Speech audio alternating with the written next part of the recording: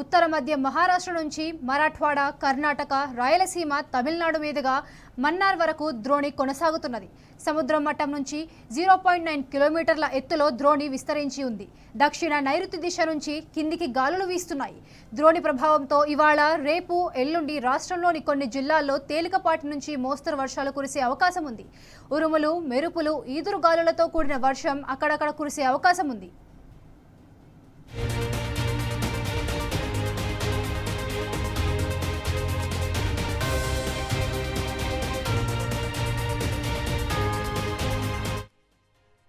ఇవాళ ములుగు, భద్రాద్రి కొత్తగూడెం, ఖమ్మం, నల్గొండ, సూర్యాపేట, మహబూబాబాద్, వరంగల్, హన్మకొండ, జనగామ, సిద్దిపేట, యాదాద్రి భువనగిరి, రంగారెడ్డి, హైదరాబాద్, మేడ్చల్, వికారాబాద్, సంగారెడ్డి, మెదక్, కామారెడ్డి, మహబూబ్ నగర్, నాగర్ కర్నూల్, వనపర్తి, నారాయణపేట, జోగులాంబ, గద్వాల జిల్లాల్లో అక్కడక్కడ ఉరుములు, మెరుపులతో కూడిన వర్షాలు కురిసే అవకాశం ఉందని వాతావరణ శాఖ తెలిపింది.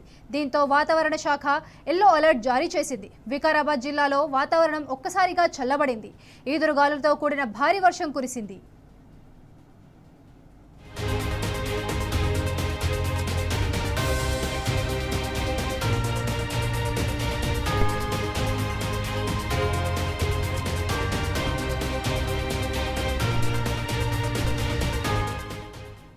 ఇక ఇదే అంశంపై మరింత సమాచారం మా ప్రతినిధి అరవింద్ అందిస్తారు. అరవింద్, చెప్పండి.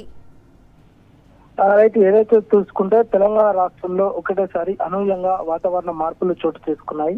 ముఖ్యంగా తెలంగాణ జిల్లాలో ఉత్తర దిశ నుండి మొదలు పెడితే దక్షిణ దిశ వరకు పలు చోట్ల వర్షాలు పడే అవకాశాలు ఉన్నాయి. ఉరుములతో, మెరుపులతో, ఈదుర గాలులతో తీవ్రంగా వర్షాలు పడే అవకాశాలు ఉన్నాయని ఇప్పటికే వాతావరణ శాఖ హెచ్చరికలు జారీ చేశారు. మరి ఒకటేసారి ఎండ ఎంత తీవ్రంగా ఉన్నదో అదే విధంగా వర్షం కూడా, వాతావరణ మార్పు కూడా అదే విధంగా ఉన్నదని ఇప్పటికే మనకు స్పష్టంగా అర్థమవుతుంది. ఒకటేసారి రాష్ట్ర ప్రజలంతా వాతావరణంపై బిక్కుబిక్కుమంది చూస్తున్నారు. ఉదయం సమయంలో తీవ్రంగా ఎండ కొడుతుంది, అదే మధ్యాహ్నం సమయంలో వడగళ్లతో వర్షం కొడుతుంది. మరి రాత్రి ఈదురు గాలులతో, వడగళ్లతో ఇప్పటికే వర్షం కూడా ఎక్కువ అవకాశాలు ఉన్నాయి. మరి ముఖ్యంగా చూసుకుంటే ఇప్పటికే ఏదైతే చూసుకుంటే వికారాబాద్ జిల్లాలో ఇప్పటికే వర్షం ఏకతాటిగా ఒకే సమయంలో దంచి కొట్టింది. వికారాబాద్, సంగారెడ్డి, కామారెడ్డి, మెదక్, మేడ్చల్, హైదరాబాద్, రంగారెడ్డి, నల్గొండ, సూర్యాపేట, సిద్దిపేట, జగిత్యాల ఈ ప్రాంతంలో కూడా వర్షం ఎక్కువ అయ్యే అవకాశాలు ఉన్నాయని ఇప్పటికే వాతావరణ శాఖ మనకు హెచ్చరికలు జారీ చేశారు. మరి ముఖ్యంగా చూసుకుంటే ఉత్తరం దిక్కున కూడా కొంచెం ఎండలు, వర్షం రెండు కలిపి ఉండే అవకాశాలు ఉన్నాయని మనకు తెలుస్తుంది. మరియు ఏదైతే ల్యాండ్ అంటే భూమి వాతావరణం ఎప్పుడైతే వేడెక్కుతుందో అక్కడ ఒక వ్యాక్యూమ్ లాంటిది క్రియేట్ అయ్యి దాంతో హ్యూమిడిటీ అంటే తేమ శాతం ఎక్కువ ఉండి వర్షాలు పడే అవకాశాలు ఉంటాయి.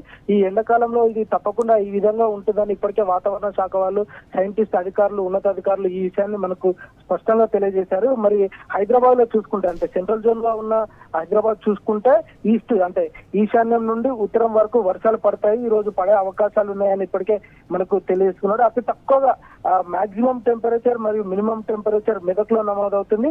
అత్యధికంగా ఉష్ణోగ్రత ఎక్కడ నమోదైందంటే మనకు ఆదిలాబాద్ లో ఇప్పటికే అత్యధికంగా 41.8% నమోదైంది. మరియు నిజామాబాద్ లో చూసుకుంటే 1 డిగ్రీ సెంటీగ్రేడ్ ఎక్కువనే ఉందని తెలుస్తుంది. డిగ్రీ సెల్సియస్ అది 42% నమోదైంది ఇప్పటికే. మరియు సౌత్ డిస్ట్రిక్ట్ లో చూసుకుంటే మహబూబ్ నగర్, నాగర్ కర్నూల్, వనపర్తి, నారాయణపేట, జోగులాంబ, గద్వాల ఇక్కడ కూడా ఈ రోజు అధిక తీవ్రంగా ఎండగొడుతుంది. మరియు అదే విధంగా అధిక శాతంలో వడగళ్లతో వర్షము నమోదవుతుందని ఇప్పటికే వాతావరణ శాఖ వారు హెచ్చరికలు జారీ చేశారు. మరియు ముఖ్యంగా ఏదైతే చూసుకుంటే తెలంగాణ స్టేట్ ప్లానింగ్ డిపార్ట్మెంట్ ఈ హీట్ వేవ్ వల్ల ఇప్పటికే ప్రాణాలు కోల్పోయిన వారికి 4 లక్షల ఎక్స్గ్రేషియా ఇస్తారని ఇప్పటికే వాళ్ళు తెలియజేశారు ఈ వేడి కారణం వల్ల. మరియు ఇంకోటి ఏంటంటే క్యుములో నింబస్ స్టోమ్స్ అంటే క్యుములో నింబస్ ఈ మేఘాలు ఏర్పడడం వల్ల ఉరుములతోని, మెరుపులతోని, ఈదురు గాలులతోని తీవ్రంగా ఎండలు పడతాయి, అదేవిధంగా తీవ్రంగా వర్షాలు కూడా పడతాయని ఇప్పటికే మనకు వాతావరణ అధికారులు తెలియజేశారండి.